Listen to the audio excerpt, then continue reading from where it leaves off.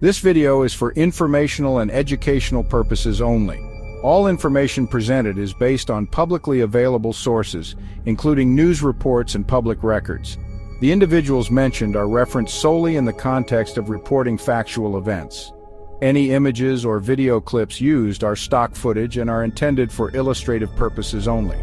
The people shown in this video have no connection to the actual events or individuals discussed. No harm, defamation, or misrepresentation is intended. Viewer discretion is advised due to sensitive and potentially disturbing content.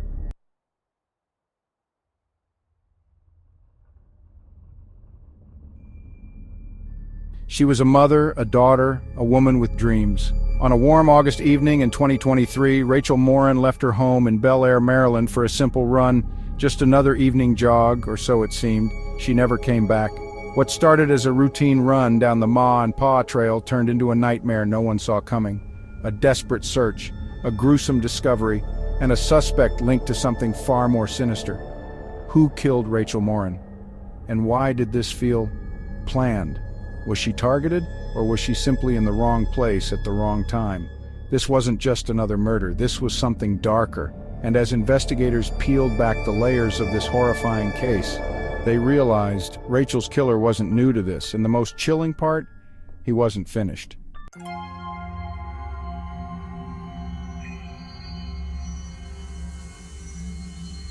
Saturday, August 5th, 2023. It was just another summer evening. The sun dipped below the trees, casting long shadows across the Ma and Pa trail, a quiet path where locals walked, ran, and enjoyed the peace of nature. Rachel Morin, 37 years old, laced up her sneakers. She had done this run countless times before, a way to clear her mind, to breathe, to feel free. She left her home around 6 p.m. She told her boyfriend she was going for a run. That was the last time anyone heard from her. Hours passed, and Rachel never came home. At first, it didn't seem like an emergency. Maybe she got distracted. Maybe she stopped to talk to a friend. But then, midnight came. No calls, no messages. Her boyfriend knew something was wrong. At 1 a.m., he reported her missing. Police began searching. Friends and family started calling her phone, hoping, praying for an answer. Nothing. By morning, search teams combed through the trail, and then it happened. A grim discovery just off the path, hidden beneath the thick brush. Rachel's body, lifeless, abandoned. And the way she was found, it wasn't just a murder. It was something far worse, something planned, something vicious. The trail was no longer safe. There was a predator lurking in the shadows.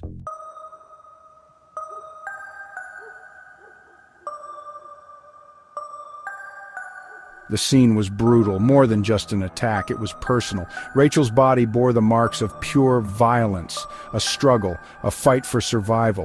But she never stood a chance. Her body was found off the trail, hidden from sight.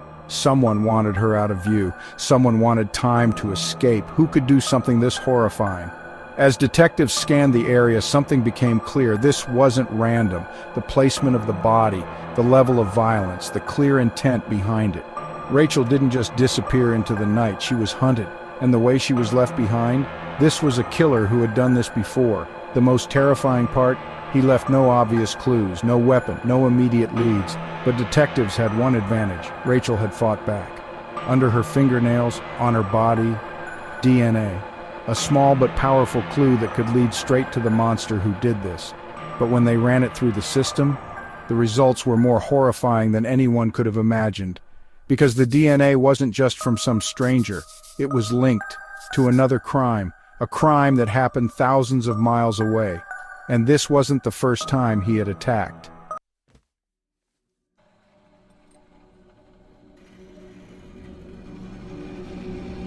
The DNA was a match, but not to a name. Instead, it was tied to a crime scene in Los Angeles, a home invasion, a brutal attack on a woman who barely survived.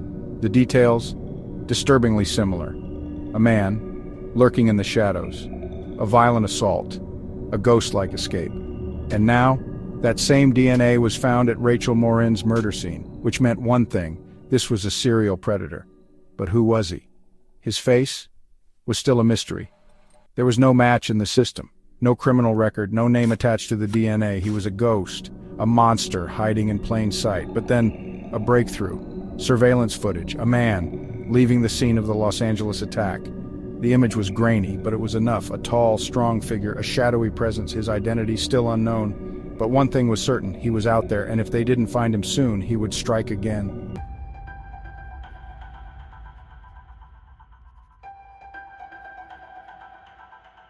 With DNA evidence but no name, police faced a race against time. A predator was loose, and he had already killed once. The footage from Los Angeles was chilling, a figure slipping into the darkness, a predator blending into the world. But now, they had a face. A sketch was released, a warning to the public, but time was running out. Police combed through databases, checked every lead, knocked on doors, but nothing. The killer was a ghost. Until a disturbing pattern emerged, a string of similar attacks, unsolved cases across the country. Was this his first murder or just the first one they found? Investigators feared the truth. Rachel wasn't his first victim, and unless they caught him, she wouldn't be his last.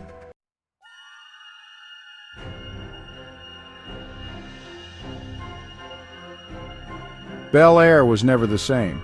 A small, peaceful town shattered by fear, women afraid to walk alone, families keeping doors locked tight. A killer was out there, and no one knew who he was or where he would strike next. Rachel's family begged for justice. Her mother, her siblings, her children left with nothing but grief and questions. Why Rachel? Why now? And worst of all, would he come back? The police knew one thing: he would kill again, and unless they found him first, no one was safe.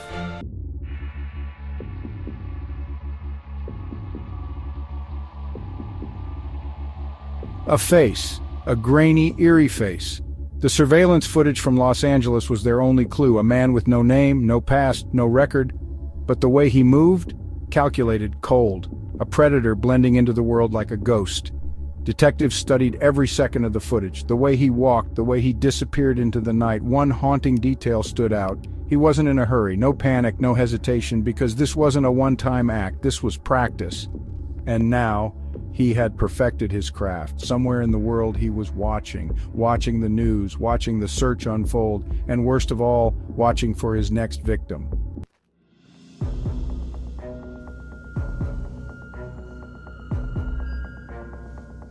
The DNA, the surveillance footage, the horrific parallels between Rachel's murder and the Los Angeles attack, it was all there. But who was he? Forensics teams worked tirelessly, analyzing, reanalyzing, cross-checking every database.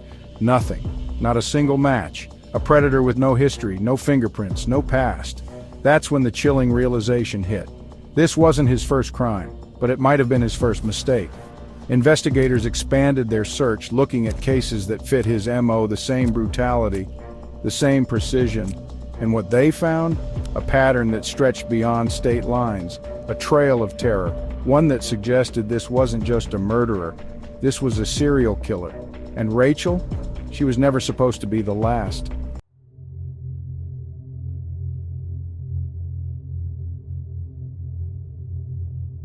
Bel Air, Maryland, a town once filled with peace, now drowning in fear. Rachel's family refused to let her name be forgotten. They wanted answers, they wanted justice. Her mother shattered, her children left without a mother, her community demanding action, candlelight vigils, protests, a cry for the world to pay attention.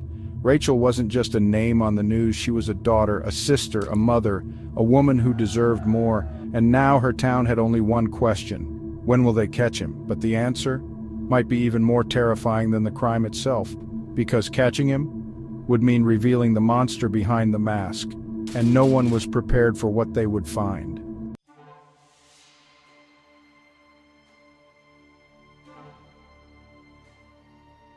For months, nothing. The case stalled. The town lived in fear. And the killer, still out there, still hiding in the shadows, watching, waiting. But then, a breakthrough. Detectives had one thing keeping this case alive. DNA. It was their strongest lead. Their only lead. They knew if they kept digging, kept pushing, they would find him. And then, they did. The DNA from Rachel's crime scene was a match. Not just to anyone, but to a man already tied to another violent attack. A case in Los Angeles. His name? Victor Antonio Martinez Hernandez, a 23-year-old fugitive from El Salvador. A man with a criminal past darker than anyone could have imagined. Rachel's killer had a history, a disturbing one. He had fled El Salvador, wanted for another homicide in his home country. He crossed into the U.S. illegally, evading authorities, hiding in plain sight. And while everyone was searching for him, he was hunting. This wasn't just a single act of violence, it was a pattern, a methodical, calculated series of crimes. And Rachel, she was never supposed to be the last. The manhunt intensified, leads poured in, the walls closed in around him, and then the call came. They found him. In Tulsa, Oklahoma, hundreds of miles from the crime scene, lying low, biding his time, waiting for his next move. But this time, there was no escape. A high-risk takedown, a swarm of officers, a final moment of reckoning, and just like that, Rachel's killer was in custody. But the battle wasn't over, not yet, because now it was time for justice.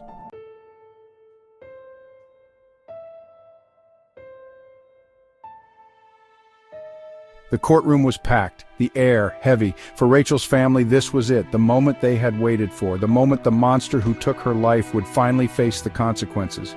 Victor Martinez Hernandez sat cold, emotionless, unmoved by the pain he had caused. The prosecution laid it all out, the DNA match, the surveillance footage, his violent past. Every piece of evidence pointed to one thing: guilty. Rachel's family watched in silence. The memories of her last moments etched into their minds, the way she fought, the way she was left behind, and the way this man thought he would get away with it, but he wouldn't. The jury deliberated. Minutes passed, hours. Every second felt like an eternity, and then the verdict. A hush fell over the courtroom as the foreperson stood, guilty on all counts. Rachel's mother wept. Her siblings held each other. The weight of months of pain, anger, and fear finally lifted. The killer showed no remorse, no regret, but it didn't matter anymore because now he would never walk free again.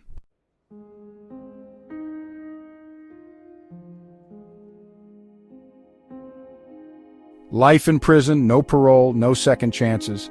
For Rachel's family, it wasn't enough because nothing would bring her back. The pain, it would never fade. But knowing her killer was behind bars, forever locked away, it brought a sliver of peace. The town of Bel Air tried to heal, but the scars, they ran deep.